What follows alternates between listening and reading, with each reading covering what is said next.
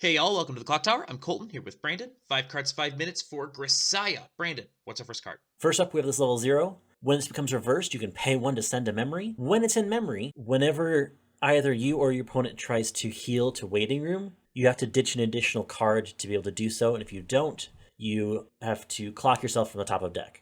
So it forces healing to become additionally costed. This obviously also stacks with the more copies there are of this in memory. So if you have 2 of these in memory, it costs 2 cards in addition to try to heal. Notably, this doesn't affect stock healers or healing to memory. This card's effect only procs if the card is healed by a player's own card. So like clock kickers don't, like clock bombs at 0 or whatever don't become added damage or anything like that.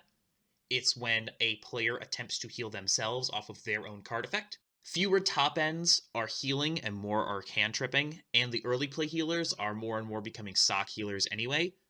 So this card is quickly declining in relevance. It's still, however, probably the most interesting thing that Grisaia has to offer.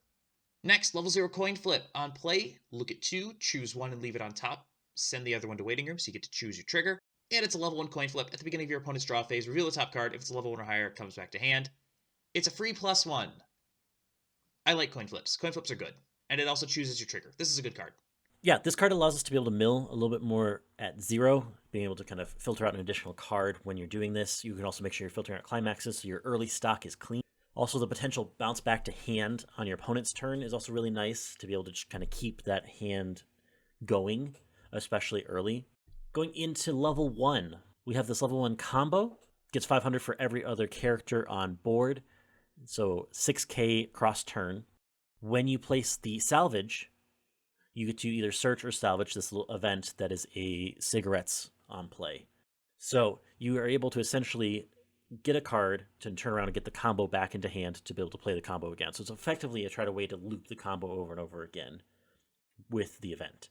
With that in mind, it sits at 7k power threshold, so it has at least a decent threshold. Obviously, you're going to be running into bigger things coming in, so it's going to be harder to keep this around. But being able to pair this with the event to try to just kind of loop it back and forth is definitely a very interesting deck and a very consistent deck as long as you're able to continually get that salvage to hand. Yeah, looping level 1 combos is harder now because of how big boards are with standby and Alice and things like that. Next, the level 3 early play. If you have 2 or fewer climaxes, you can early play it. On play, it gains 1500, and it is a Musashi. On the turn, you play it. When damage is cancelled, mill 1, deal X equal to that card's level +1.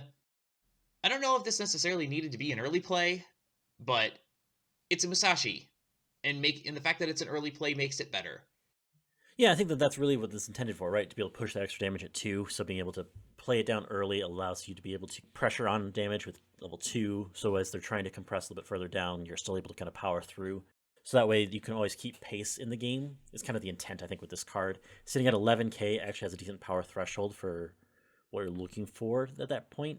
So definitely something to keep an eye on and keep aware of as you're playing into Grisaia. Last up, we have the level 3, which is our kind of combo at the top on pants. It is a stock healer, so it kind of plays around the anti-heal that runs in the set. The combo itself is on attack, pay 1. You get 2k power, and you get to do one of the 2 effects attached with the card. You can either stock swap or burn 1.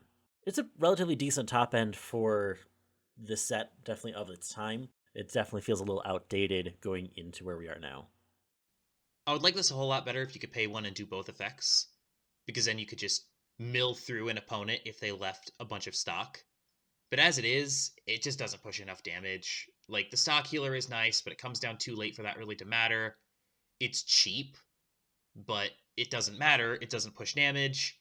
That's going to be the biggest issue with this set, is that even when it's at level 3, it's just not going to hit 7 damage with any kind of consistency. Certainly not into a meta with all of these defensive pieces that we have right now. So this is a challenging deck to run in 2023 for sure. And that's it. Thank you so much for joining us. We'll be back on Tuesday. Brandon will show just how difficult it is to make this set work in 2023 by building the deck.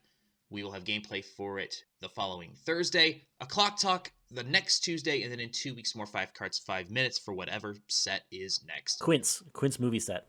Until next time, thank you so much for joining us. Please like, share, comment, and subscribe, and have a good one. We'll see you then.